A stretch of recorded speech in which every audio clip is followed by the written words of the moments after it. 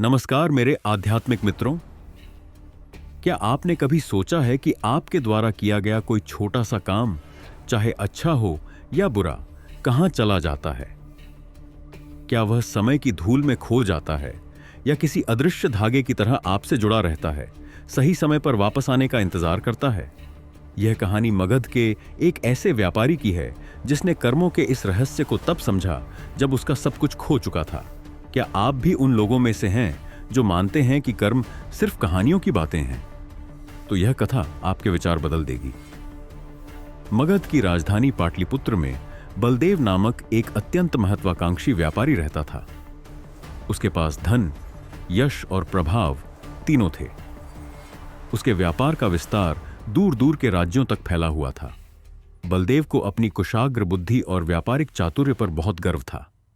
वह अक्सर दरबार में कहा करता था, महाराज, भाग्य उसी का साथ देता है जो उसे अपनी चतुराई से वश में कर ले। कर्म तो निर्बल लोगों का आश्रय है। वह धर्म, दान और पुण्य के विचारों को केवल पाखंड मानता था। उसके लिए जीवन का एकमात्र लक्ष्य था अधिक से अधिक धन अर्जित करना और अपने प्रतिद्वंद्वियों को परास्त करना।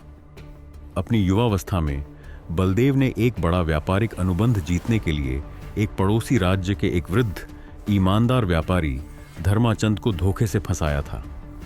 बलदेव ने धर्माचंद के व्यापारिक रहस्य चुराए, उसके साझेदारों को लालच देकर अपनी ओर मिलाया और अंततः धर्माचंद को दिवालिया कर दिया। धर्माचंद का सब कुछ लुट गया। उन्होंने भरे दरबार में बलदेव को श्राप दिया था, बलदेव, आज तुमने मेरा सर्वस्व छीना है, पर याद रखना, कर्म का फल कभी नहीं मरता। वह हजारों गायों के बीच अपनी मां को ढूंढ लेता है, वैसे ही मेरा दुख और तुम्हारा छल तुम्हें ढूंढने अवश्य आएगा। उस समय बलदेव ने केवल उपहास किया था, वृद्ध, तुम्हारे कर्मों का फल तुम्हें मिला। मैं अपने भाग्य का निर्माता स्वयं हूं। और वह धर्माचंद की बर्बादी पर हंसता हुआ आगे बढ़े गया। धर्माचंद दर दर भटकने को मजबूर हुए और कुछ ही समय बाद उनका निधन हो गया। पर उनका पुत्र, जो उस समय एक बालक था, इस धोखे को कभी नहीं भूला। वर्षों बीत गए। बलदेव का व्यापार फला फूला। उसने एक भव्य महल बनवाया। उसके गोदाम अनाजों और रेशम से भरे थे और उसकी नावों का बेड़ा गंगा नदी पर गर्व से इतराता था। उसने उस घटना को पूरी तरह भुला दिया था, या यूं कहें कि जानबूझकर भुला दिया था। उसे लगता था कि उसने अपने अतीत को पीछे छोड़ दिया है। बलदेव का धन और प्रभाव बढ़ता गया। वह अब पाटलिपुत्र के सबसे धनी और सम्मानित व्यापारियों में से एक था। उसकी बेटी राजकन्या के समान सुंदर और गुणवान थी। बलदेव उसके विवाह के लिए बहुत उत्साहित था। उसने अपनी बेटी के लिए एक ऐसे योग्य वर का चुनाव किया जो एक अन्य समृद्ध राज्य का राजकुमार था। इस विवाह से न केवल उसकी बेटी का भविष्य सुरक्षित होता, बल्कि उसके व्यापारिक साम्राज्य को भी और विस्तार मिलता।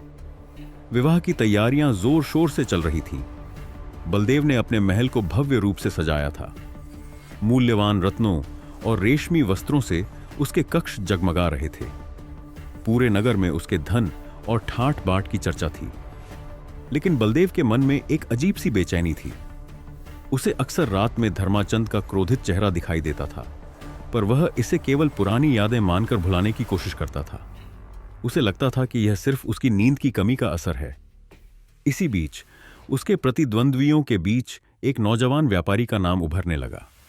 यह नौजवान, जिसका नाम विजय था, बहुत ही तेज तर्रार और समझदार था। उसके पास नए व्यापारिक विचार थे और उसकी कार्यशैली बलदेव से बिल्कुल विपरीत थी। वह ईमानदार और विश्वसनीय था। धीरे धीरे विजय ने बलदेव के कुछ छोटे अनुबंध उससे छीनना शुरू कर दिया। बलदेव ने विजय को कभी गंभीरता से नहीं लिया। उसे लगा कि यह नौसिखिया उसका क्या बिगाड़ लेगा। लेकिन विजय का प्रभाव दिन प्रतिदिन बढ़ता गया। वह मगध के महाराजा और अन्य दरबारियों का विश्वास जीतने लगा। उसके सरल और ईमानदार व्यवहार ने उसे व्यापारियों के बीच लोकप्रिय बना दिया। बलदेव को यह सब देखकर गुस्सा तो आता था, पर उसे अभी भी अपनी स्थिति पर इतना भरोसा था कि उसने विजय को सीधे चुनौती देना उचित नहीं समझा। उसे लगा कि यह युवा व्यापारी अपने आप ही गिर जाएगा। राजकुमारी के विवाह का दिन आ पहुंचा। पूरा नगर उत्सव में डूबा था। महल में हजारों मेहमान आए थे। भव्य समारोह चल रहा था। तभी राज्य की राजधानी में एक अप्रत्याशित संकट आ पड़ा। पड़ोसी राज्य से आए कुछ भेष बदले डाकुओं ने राजकोष को लूटने का प्रयास किया। सैनिकों ने उनका पीछा किया और डाकुओं ने भागने के लिए बलदेव के सबसे बड़े गोदाम को आग लगा दी, जो उस समय रत्नों और मसालों से भरा था। आग तेजी से फैली और जल्द ही बलदेव के कई गोदाम लपटों में घिर गए। पूरे नगर में हाहाकार मच गया। जो अग्निशमन दल आग बुझाने आया, उन्हें बलदेव के गोदामों के दरवाजों पर एक जटिल ताला मिला, जिसे तोड़ना मुश्किल था।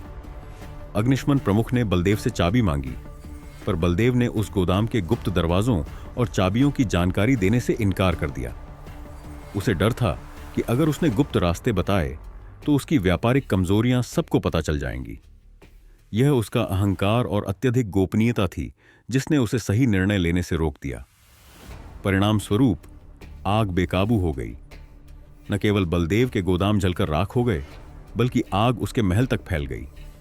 विवाह समारोह रुक गया। राजकुमारी का राजकुमार से विवाह टूट गया, क्योंकि बलदेव का सारा धन और प्रतिष्ठा एक झटके में राख में मिल गई थी। रातों रात बलदेव एक धनी व्यापारी से कंगाल बन गया। उसका व्यापारिक साम्राज्य धराशायी हो गया। उसके सभी मित्र और संबंधी उसे छोड़कर चले गए। यह उसके जीवन का अकाल था, सबसे भयानक संकट। बलदेव अपनी जलती हुई संपत्ति के खंडहरों के सामने खड़ा था। उसकी आंखों में आंसू थे। उसने अपने हाथ में राख उठाई और उसे महसूस किया।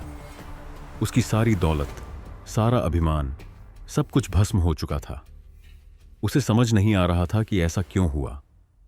उसके मन में धर्माचंद के अंतिम शब्द गूंज रहे थे, कर्म का फल कभी नहीं मरता। ठीक उसी समय उसके पास एक नौजवान आया। वह नौजवान विजय था, जो अब शहर का एक सम्मानित और प्रभावशाली व्यापारी बन चुका था। विजय ने बलदेव की ओर देखा। उसकी आंखों में न तो घृणा थी और न ही उपहास, बल्कि एक अजीब सी करुणा थी। विजय ने बलदेव से कहा, बलदेव जी, मुझे आज भी याद है जब मेरे पिता धर्माचंद आपसे न्याय मांगने आए थे। उन्होंने कहा था कि कर्म अपना मार्ग ढूंढ ही लेता है। बलदेव ने उसे देखा। उसकी आंखों में आश्चर्य था। धर्माचंद, तुम उसके पुत्र हो? विजय ने सिर हिलाया।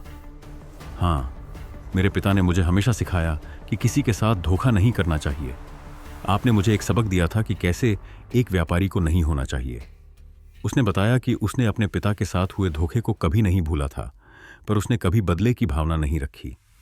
इसके बजाय उसने अपने पिता की ईमानदारी के सिद्धांतों पर चलकर अपना व्यापार खड़ा किया। विजय ने आगे कहा, जब मैंने देखा कि आग आपके गोदामों तक पहुंच गई है और अग्निशमन कर्मी अंदर नहीं जा पा रहे, तो मैंने उन्हें गुप्त मार्गों से अंदर जाने का रास्ता दिखाया। मेरे पिता ने मुझे आपके गोदामों के सभी गुप्त रास्ते बताए थे, क्योंकि एक समय वे आपके सबसे भरोसेमंद साझेदार थे। बलदेव स्तब्ध रह गया। उसे याद आया कि कैसे उसने धर्माचंद के साथ विश्वासघात किया था। उसी धर्माचंद के ज्ञान और उसके पुत्र की ईमानदारी ने अग्निशमन कर्मियों को बाकी शहर को बचाने में मदद की थी, भले ही बलदेव का सब कुछ नष्ट हो गया हो। बलदेव को अपनी करनी का पूरा एहसास हुआ। उसके अहंकार और लोभ ने उसे अंधा बना दिया था। उसे समझ आया कि धर्माचंद का श्राप नहीं, बल्कि उसके स्वयं के कर्मों का फल उसे मिला था। उसके द्वारा बोए गए अविश्वास और धोखे के बीज ने अब कड़वा फल दिया था। विजय ने बलदेव को सहारा दिया। मैं जानता हूं कि आपने मेरे पिता के साथ अच्छा नहीं किया, लेकिन मैं बदला लेने में विश्वास नहीं रखता। मेरे पिता की शिक्षा थी कि हमें हमेशा धर्म के मार्ग पर चलना चाहिए। आज मैं आपको अपने व्यापार में एक छोटा सा हिस्सा देने के लिए तैयार हूं, यदि आप ईमानदारी और निष्ठा के साथ काम करने का वचन दें। बलदेव ने विजय के पैरों में गिरकर क्षमा मांगी। उसकी आंखों में पश्चाताप और कृतज्ञता के आंसू थे। उसे समझ आया कि विजय की ईमानदारी और उसके पिता धर्माचंद के नेक कर्म ही थे, जो आज उसे इस विनाश में भी एक उम्मीद की किरण दिखा रहे थे। यह धर्माचंद का ही पुण्य था जो उनके पुत्र विजय के माध्यम से बलदेव तक भी पहुंचा। बलदेव ने विजय के प्रस्ताव को स्वीकार किया। उसने अपने अहंकार को त्याग दिया और एक नए सिरे से जीवन की शुरुआत की। उसने विजय से व्यापार के नैतिक सिद्धांतों को सीखा और अपने बचे हुए जीवन को सेवा और ईमानदारी में समर्पित कर दिया। धीरे धीरे बलदेव ने फिर से अपनी पहचान बनाई, पर इस बार वह धन और शक्ति के लिए नहीं, बल्कि अपने अच्छे कर्मों और विनम्रता के लिए जाना जाता था। उसे अब उस सूत्र का वास्तविक अर्थ समझ में आया था। यथाधे नुसहस्रेषु वत्सो विन्दति मातरम तथा पूर्वकृतम कर्म कर्तारमणुगच्छति। उसके कर्म, चाहे वे कितने भी पुराने क्यों न हों, उसे ढूंढ ही लेते हैं। उसके बुरे कर्मों ने उसे विनाश के कगार पर पहुंचाया और धर्माचंद के नेक कर्मों ने विजय के माध्यम से उसे उस विनाश से भी एक नया जीवन दिया। मेरे आध्यात्मिक मित्रों, बलदेव की कहानी हमें कर्म के शाश्वत नियम की याद दिलाती है। यह नियम ब्रह्मांड में अटल है। हमारे द्वारा किया गया हर कार्य, हर विचार, हर शब्द एक बीज की तरह होता है। यह बीज चाहे आज बोया गया हो या दशकों पहले, वह उचित समय पर अंकुरित होकर अपना फल अवश्य देता है। जैसे हजारों गायों के झुंड में भी एक बछड़ा अपनी मां को पहचान लेता है और उस तक पहुंच जाता है, ठीक वैसे ही आपके कर्म आपको पहचान लेते हैं और अपना फल आप तक पहुंचाते हैं। आप चाहे कुछ भी करें, किसी को धोखा दें या किसी की मदद करें, वह कर्म आपसे दूर नहीं जा सकता। तो अगली बार जब आप कोई निर्णय लें, चाहे वह कितना भी छोटा क्यों न हो, याद रखें कि वह एक बीज बो रहे हैं। यह बीज कल आपके लिए मीठा फल ला सकता है या कड़वा। हमारे कर्म ही हमारा भविष्य रचते हैं। इसलिए सदैव धर्म, न्याय और करुणा के मार्ग पर चलें, क्योंकि अंततः आपके कर्म ही आपके सबसे सच्चे साथी और आपके भाग्य के निर्माता हैं। वे आपको ढूंढ ही लेंगे। अगर यह कहानी आपको अच्छी लगी हो तो कृपया वीडियो को लाइक करें। कमेंट में हमें बताएं कि इस कहानी से आपको सबसे बड़ी सीख क्या मिली। चैनल को सब्सक्राइब करना न भूलें, ताकि हम आपके लिए ऐसी ही प्राचीन और अद्भुत कहानियां लाते रहें। धन्यवाद। आपका प्रेरक साथी वेदार्श।